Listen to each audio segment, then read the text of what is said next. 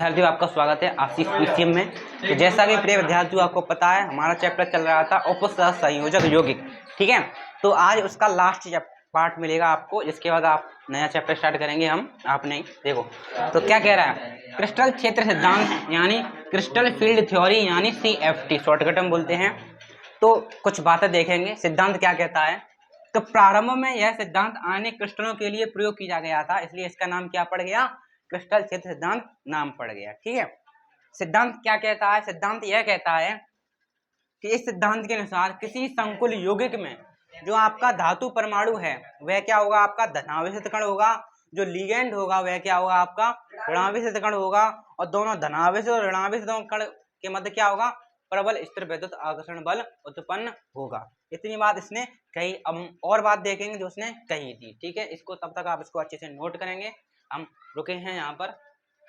तो प्रिय विद्यार्थियों, फिर हमने आगे और देखा इस परिभाषा में। क्या देखा हमने, किसी संकुल यौगिक में जब लिगेंड धातु परमाणु की ओर अग्रसर होता है, जब आपका लिगेंड धातु परमाणु की ओर जाएगा तो क्या होगा, तो धातु आयन में क्या होगा, डीप कोश के इलेक्ट्रॉनिक मत ऊर्जा प्रभावित होगी। मतलब समझे, आपका धातु आयन है, उसके पास क्या जाएगा, आपके लिगेंड जाएंगे, ये पॉजिटिव और निगेटिव। तो जैसे ही पास जाएंगे तो डीप कोश के इलेक्ट्रॉन है, उसके मत ऊर्जा का अंतर है, उसमें परिवर्तन आ जाएगा। तो परिवर्तन आने से क्या हो जाएगा, आपका डीप कोश दो भागों में बट जाता है, जिसे हम क्रिस्टल क्षेत्र विपाटन कहते हैं। देखो किस प्रकार बटता है उसको हम देखेंगे अब। तो प्रिय विद्यार्थियों, आपको पता है जैसे कि डी उपकोश में 5 कक्षक होते हैं, सबको पता है। हम डी उपकोश की बात करें, डी उपकोश में कितने कक्षक होते हैं, 5, यानी 5 बॉक्स होते हैं। 1 2 3 और ये 4 और ये 5, 1 2 3 4 5। डी उपकोश में 5 कक्षक होते हैं, जिसे हम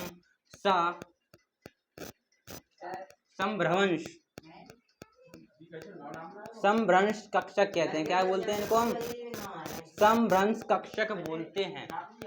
डी उपकोश में 5 कक्षक होते हैं, जिसे हम क्या बोलते हैं, समभ्रंश कक्षक बोलते हैं। क्यों बोलते हैं, क्योंकि इन 5 कक्षकों की ऊर्जा समान होती है। क्या होती है, इन 5 कक्षकों की ऊर्जा समान होती है, इसलिए हम क्या बोलते हैं ना, समभ्रंश कक्षक बोलते हैं।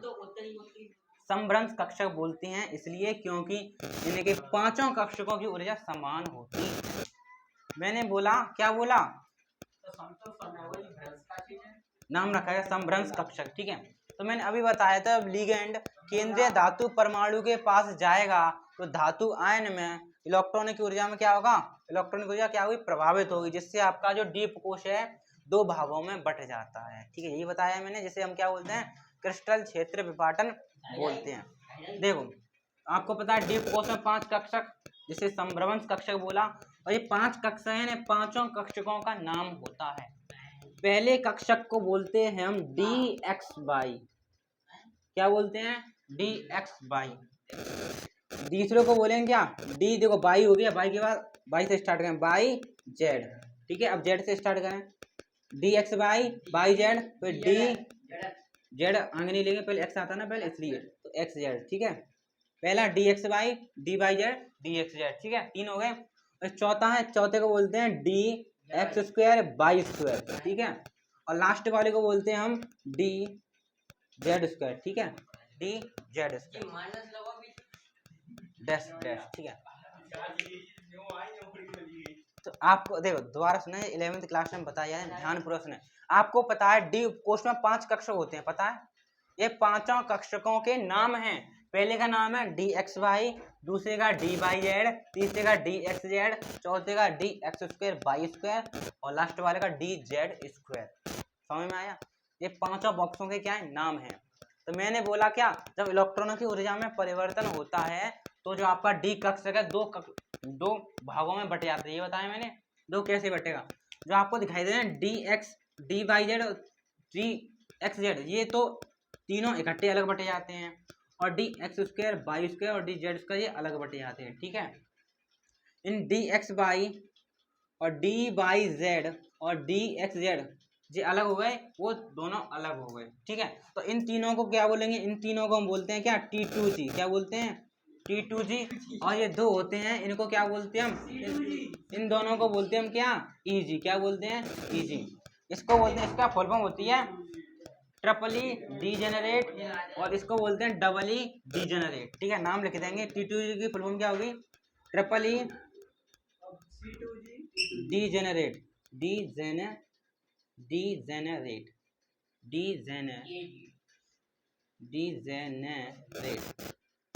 ठीक है, इसको बोलेंगे double E, DOUBLY, doubly degenerate, degenerate.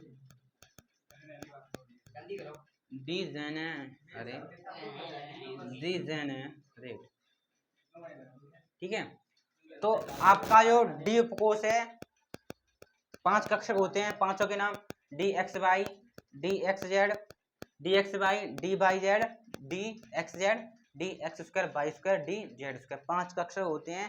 जब इलेक्ट्रॉनों की ऊर्जा में परिवर्तन हो जाता है, जिससे आपका डी कक्षक है, डी उपकोष है, दो भागों में बट जाता है। पहला भाग DXY, DYZ, DXZ, इसको हमने क्या बोला? T2G, ट्रिपली degenerate. ठीक है, और 2 भागों में वो बट गया वो वाला, उसको बोलते हैं EG यानी डबली डीजेनरेट। ठीक है, तो इसको नोट करेंगे। अगर आपके अंदर मंशा है DXY का डायग्राम किस प्रकार होगा, DYZ का डायग्राम किस प्रकार होगा, DXZ का डायग्राम किस प्रकार होगा और उनका किस प्रकार होगा, वह भी आपको संपूर्ण जानकारी अभी प्रोवाइड कराई जाएगी। तो प्रिय विद्यार्थियों, अब जो हमने देखा कि डी उपकोष्ठ में 5 कक्षक होते हैं, DXY, DYZ, DXZ, DX square, Y square, DZ square. देखो, तो सबसे पहले हम देखते हैं DXY क्या होता है। देखो, आपको 2 अक्ष बनानी है, ये वाली एक्स अक्ष, ये वाली वाई अक्ष। ठीक है, तो DXY किस प्रकार होता है, इसका डायग्राम देखें। ये होता है डंबल के आकार का, यानी ये होगा अक्षों के मध्य होता है। किसके मध्य होता है? अक्षों के मध्य, इस प्रकार। ठीक है, ये किस प्रकार, इस प्रकार होगा। DXY क्या होगा? ये देखो, ये अक्ष दिखाई दे, ये रहा एक्स अक्ष, ये रहा वाई अक्ष, अक्षों के बीच में ही तो है। बड़ा कर लेना। ठीक है, ठीक है, तो यहाँ पर DXY देखो अक्षों के मध्य नहीं है, देखो एक्स अक्ष वाई अक्ष के मध्य में। ठीक है, इसी प्रकार आपका क्या होता है DYZ, वो भी इस प्रकार होगा। यहाँ पर आप क्या ले लें? वाई ले लें, यहाँ पर Z ले लें, वो क्या होगा? अक्षों के बीच में होगा। ठीक है, DXYZ भी क्या होगा? अक्षों के मध्य होगा। ठीक है, और हम बात करें किसकी? DXZ की, वह भी कुछ इस प्रकार ही होगा। यहाँ पर X, यहाँ पर Z। ठीक है, तो आप देखोगे DXY और DYZ, DXZ कहाँ पर है? तीनों के तीनों कहाँ पर है? अक्षों के मध्य, अक्ष के मध्य नहीं है। कहाँ पर है ये? अक्षों के मध्य। ठीक है, यही कारण है कि ये तीनों अलग अलग बट गए, क्योंकि तीनों अक्षों के मध्य थे। ठीक है, और वो 2 थे भिखारी, वो कहाँ पर थे आए थे? देखो, चौथा था आपका DX स्क्वायर, वाई स्क्वायर। ठीक है, ये कहाँ पर था? ये अक्षों के मध्य थे, ये अक्षों के ऊपर था। मतलब कैसे? X यहाँ पर वाई, ये अक्षों के ऊपर था, कुछ इस प्रकार। ठीक है, ये अक्षों के ऊपर था। एक और बात करें DZ स्क्वायर की। ठीक है, ये किस प्रकार था? ठीक है, और ये आपका कुछ इस प्रकार था DZ स्क्वायर, यानी अक्ष के ऊपर। ठीक है, तो 5 डायग्राम हो गए आपके। ठीक है, तो आपने क्या देखा? ये 3 तो अक्षों के मध्य थे, और ये 2 आपके DX स्क्वायर, वाई स्क्वायर और DZ स्क्वायर कहाँ पर थे? आपके अक्षों के ऊपर। ठीक है, ये क्या थे? आपके अक्षों के ऊपर थे। इनके डायग्राम नोट करने आपको बस समझने हैं। बस आपको ये समझना था कि ये तीनों अक्षों के मध्य में हैं और ये दोनों के दोनों अक्ष के ऊपर हैं। ठीक है, तो आप देखेंगे समभ्रंश कक्षक की परिभाषा देखें, तो आप देखें एक धातु आयन में 5 कक्षकों की ऊर्जा क्या होती है? समान होती है, जिसे ही तो हमने बोला समभ्रंश कक्षक। ठीक है, तो आप लिखेंगे धातु आयन में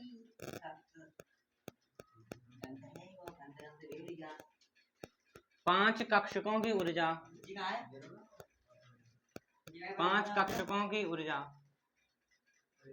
समान होती है। उसी में लिखें एरो लगा के, होती है, जैसे हम क्या बोलते हैं? जैसे समभ्रंश कक्षक बोलते हैं, समभ्रंश कक्षक कहते हैं। देखो आपको पता है जो समभ्रंश कक्षक हैं 5 कक्षकों में 2 कक्षक क्या होते हैं, अक्षों के ऊपर होते हैं, अभी बताए थे मैंने। 5 कक्षक नहीं है आपके, 5 समभ्रंश कक्षक हैं जिसमें से 2 आपके कहां पर हैं, अक्षों के ऊपर होते हैं। तो आप क्या लिखोगे, इसमें 2 कक्षक, इसमें 2 कक्षक, 2 कक्षक कौन कौन से, dx² y² और dz², ठीक है। इसमें 2 कक्षक dx² y² और dz², ठीक है। कहां पर होते हैं, अक्षों के ऊपर होते हैं। कहां पर होते हैं, अक्षों के ऊपर होते हैं, जिन्हें हम क्या बोलते हैं, जिन्हें क्या बोलते हैं, अभी लिखाया था मैंने, जिन्हें ईजी कहते हैं, जिन्हें क्या बोलते हैं, ईजी कहते हैं। इन्हीं 2 को तो हमने ईजी बोला था। तथा 3 कक्षक, 3 कक्षक कौन से वाले, dxy dyz dxz, तथा 3 कक्षक अक्षों के मध्य स्थित होते हैं। कहां पर होते हैं, अक्षों के मध्य होते हैं,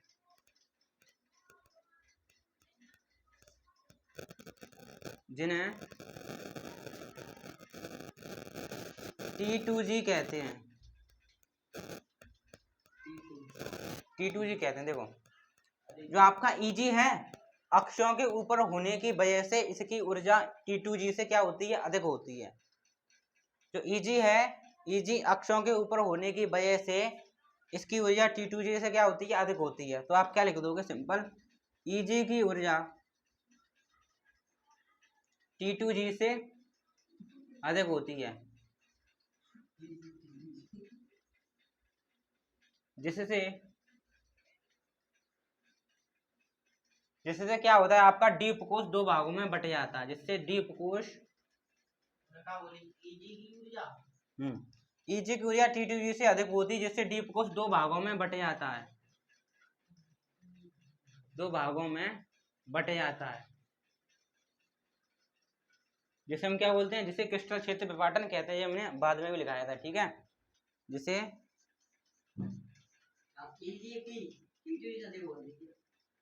ईजी की ऊर्जा T2G से अधिक होती है, जिससे डीप कोश 2 भागों में बट जाता है, जिसे क्रिस्टल क्षेत्र विपाटन कहते हैं, ठीक है। ये आपका सिद्धांत क्लियर होता है। अब इसके ऊपर हम कुछ प्रश्न देखेंगे, ठीक है, नोट करें।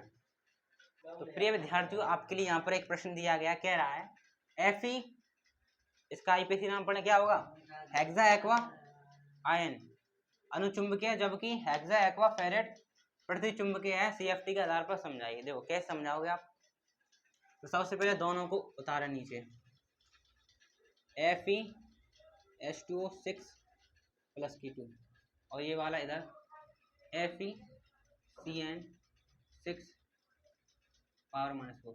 दोनों की आप क्या निकाला, ऑक्सीकरण अवस्था निकाला है। इसकी ऑक्सीकरण अवस्था क्या होगी, X, ठीक, मान लिया हमने, प्लस इसकी कितनी होती है 0 मल्टीप्लाई में 6 बराबर प्लस K2, कितनी निकल कर आई, X बराबर प्लस K2। इतना समझ में आया। इसकी भी निकालना, इसकी X मानी, CN की -1 होती है, मल्टीप्लाई में 6 बराबर -4, तो -6 उधर जाके प्लस के X बराबर प्लस K2, दोनों के प्लस की 2 निकल कर आई, ठीक है। यानी इसको आपको सिद्ध करना है, यह अनुचुंबकीय है, वह प्रतिचुंबकीय है, आपको सिद्ध करना है, ठीक है। इतना कर लिया। अब आपको बताओ, जो आयरन है आपका कितने पर होता है, 26 नंबर पर होता है। तो इसका इलेक्ट्रॉनिक विन्यास लेंगे, कितना होगा, आर्गन 4s2 3d6, ये होगा। और मैं तो ऑक्सीजन अवस्था होते हैं, इलेक्ट्रॉन त्यागने पड़ेंगे, तो कितना निकल कर आएगा, Fe+2 की निकालनी है, तो कितना हो जाएगा, आर्गन 3d6, कितना हो गया। इसी प्रकार इसकी देखें, Fe26, इसकी और इसकी सेम होगी, दिखाई दे रहा होगा, 4s2 3d6,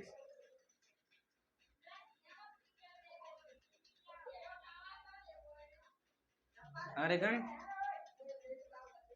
3d6, ठीक है। तो ये इतना समझ में आया, इतना आ गया, ठीक है। अब आप क्या करेंगे, अब आपको क्या करना है, देखो ये 6 इलेक्ट्रॉन भरने हैं इसके उसके भी, ठीक है। तो तब तक आप इतना नोट करें। तो आप देखेंगे दोनों का यह निकल कर आया था, ठीक है। हम इसको सिद्ध करना किसके आधार, CFT के आधार पर। CFT के आधार पर हमें क्या बनाना पड़ेगा, T2G और EG बनाना पड़ेगा, ठीक है। तो हम T2G की बात करें, T2G में कितने बॉक्स होते हैं, 3, DXY, DYZ और DXZ, ठीक है। ये आपका क्या होगा, T2G। ऊपर क्या होगा इसके, EG, ठीक है। और दोनों के बीच का अंतर कितना होगा, डेल्टा 0, ठीक है। अब देखें आप, आपके पास कितने इलेक्ट्रॉन है, 6। अब आप, मैंने आपको 2 दिन पहले 2 प्रकार के लिगेंड लिखाए थे, प्रबल क्षेत्र लिगेंड और दुर्बल क्षेत्र लिगेंड, ध्यान है आपको। तो आप देखें कौन किसका लिख रहे हैं, इसका ही तो लिख रहे हैं हम, FeS2O6 और प्लस के 2, प्लस के 2, ठीक है। तो आप देखोगे इस वाले के लगे H2O किस में आता है, दुर्बल क्षेत्र लिगेंड में आता है, ध्यानपूर्वक देखेंगे। H2O किस में आता है, दुर्बल क्षेत्र लिगेंड में आता है, मैंने लिखाया है पहले आपको, दुर्बल क्षेत्र लिगेंड में आता है। तो इसका मतलब है क्या होगा, प्रबल क्षेत्र में आता है, हाँ प्रबल में आता है, ठीक है। अब वो आपका दुर्बल हो जाएगा, ठीक है। तो ये आपका किस में आता है, किस में आता है, वो आपका H2O किस में, आप लिख दोगे नीचे H2O क्या है, इस प्रकार लिखोगे आप, FeS2O6 + 2 में H2O एक क्या है, एक प्रबल क्षेत्र लिगेंड है, क्या है, प्रबल क्षेत्र लिगेंड है, क्या है, प्रबल क्षेत्र लिगेंड है, पता चलेगा। और प्रबल क्षेत्र लिगेंड वाले क्या होते हैं आपके, बाह्य कक्षक संकुल होते हैं कि नहीं होते हैं, प्रबल क्षेत्र वाले क्या होते हैं, बाह्य कक्षक संकुल होते हैं। अगर वह बाह्य कक्षक संकुल है तो उनका क्या बनाएंगे हम,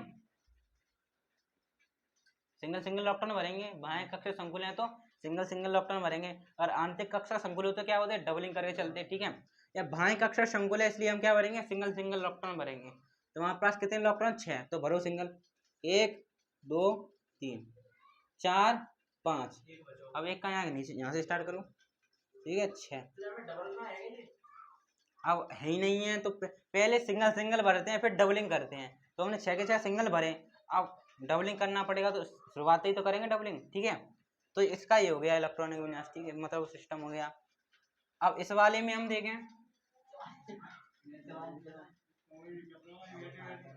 EG,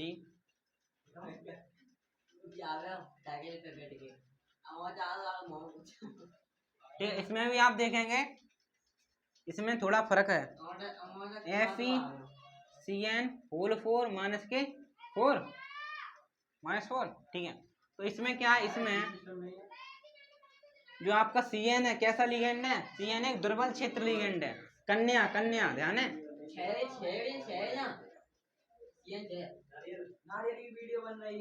दुर्बल क्षेत्र लिगेंड है।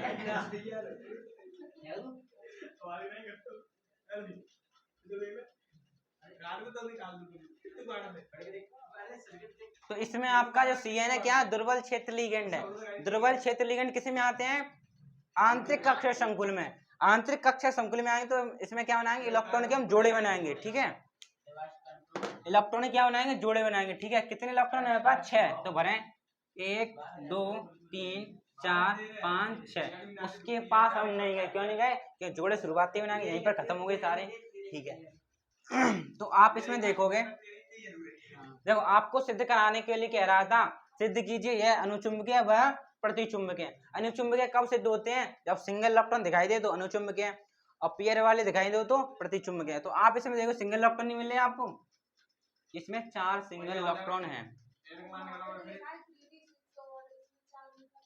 ये सिंगल इलेक्ट्रॉन देखो 1 2 3 4। तो आप क्या लिखोगे, चूंकि FeS2O6 में 4 अयुग्मित इलेक्ट्रॉन है, अयुग्मित इलेक्ट्रॉन है, इसलिए यह अनुचुंबकीय है, सिद्ध हो गया। इसलिए यह क्या है, अनुचुंबकीय है,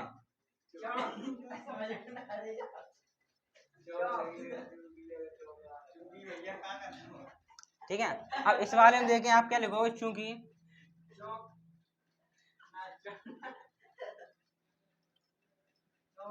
FeCN6 में अयुग्मित इलेक्ट्रॉन शून्य है,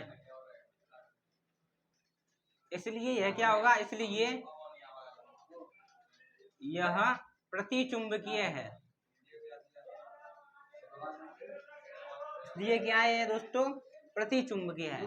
आशा है आपको यह प्रश्न समझ में आया होगा, आप इसको अच्छे से नोट करेंगे। तो प्रिय विद्यार्थियों, हमने छोटी सी परिभाषा और देखी, क्या देखी हमने, धातु कार्बोनिल। धातु कार्बोनिल क्या होता है, जब किसी संकुल में आपका जो केंद्रीय धातु परमाणु है केवल कार्बोनिल लिगेंड से जुड़ा हो तो उसे हम क्या बोलते हैं, धातु कार्बोनिल बोलते हैं। जो आपके धातु कार्बोनिल होते हैं होमोलैप्टिक संकुल होते हैं, जिसमें एक ही प्रकार के संकुल हो। ठीक है, तो ये आपको क्या होगा, धातु कार्बोनिल लेंगे। धातु कार्बोनिल किसके उदाहरण है, होमोलैप्टिक संकुल के उदाहरण हैं। ठीक है, तो ये आपका आंसर हो गया। अगर मैं इसको खोल के दिखाऊं तो कैसे खुलेगा, ये NI बीच में 4 लिगेंड है तो संरचना कैसी होगी, चतुष्फलकीय है।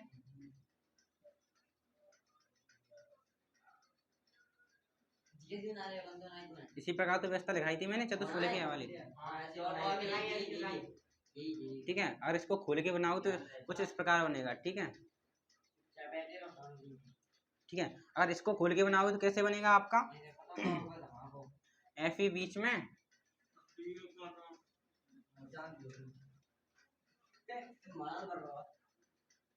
कुछ इस प्रकार।